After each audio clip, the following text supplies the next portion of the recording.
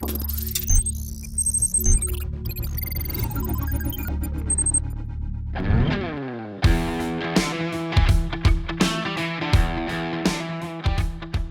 something about riding a motorcycle.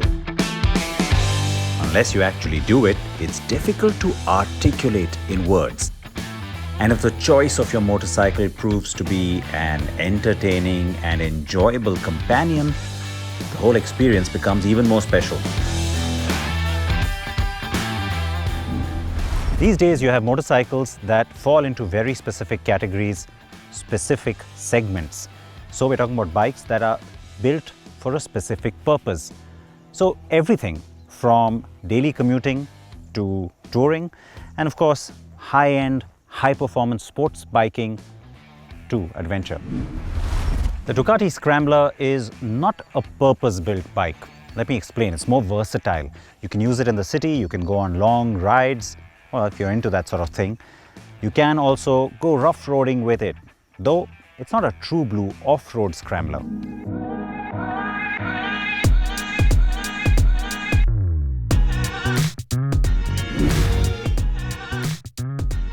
The modern Ducati Scrambler was first introduced in 2014 and it's the most affordable model in the Ducati family. And it's easy to ride, compact, stylish and looks the part too.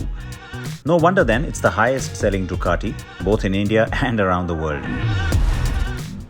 For the 2021 BS6 model, the basic design remains the same.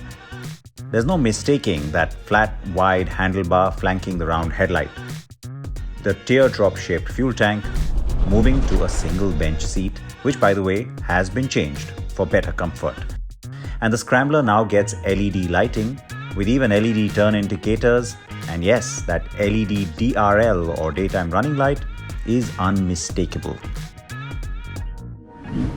Now, the modern Scrambler has always been the quintessential neo-retro or classic bike, and so its design has been inspired from the original Scrambler from the 60s, especially the fuel tank really sort of pays homage to that bike, the tank pads and that badge in particular. The suspension has been improved too. The 10-spoke aluminium wheels are new and the air-cooled engine cover gets minor cosmetic changes like black cylinder heads and brushed aluminium fins. The LCD instrument console is now Ducati Multimedia system ready, offering call alerts, and the console now gets new gear position indicators and fuel gauge. Overall then, the design is only a slightly tweaked version of the same, but no one is complaining.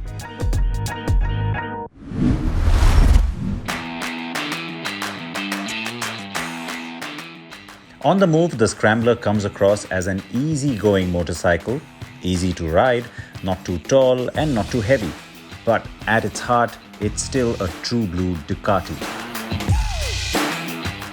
So there's no dearth of performance really. The V-twin engine, or L-twin in Ducati speak, has got a strong low and mid-range. At a slight twist of the throttle, it's got more than enough performance to keep things entertaining. The Scrambler's performance won't scare you, but if you're upgrading from a smaller machine, it's got enough grunt and more to keep things entertaining. Handling is pretty good too. You point it to where you want to go and there are no surprises. Brakes offer all the stopping confidence that you need on two wheels, and overall, the Scrambler is actually quite a fun bike.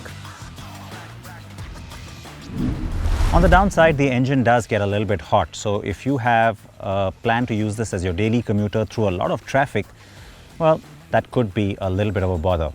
Also, doesn't get as many electronic driver aids as some of its competitors do, especially at this price point. So you've got ABS with the cornering function now in the update, but still no traction control.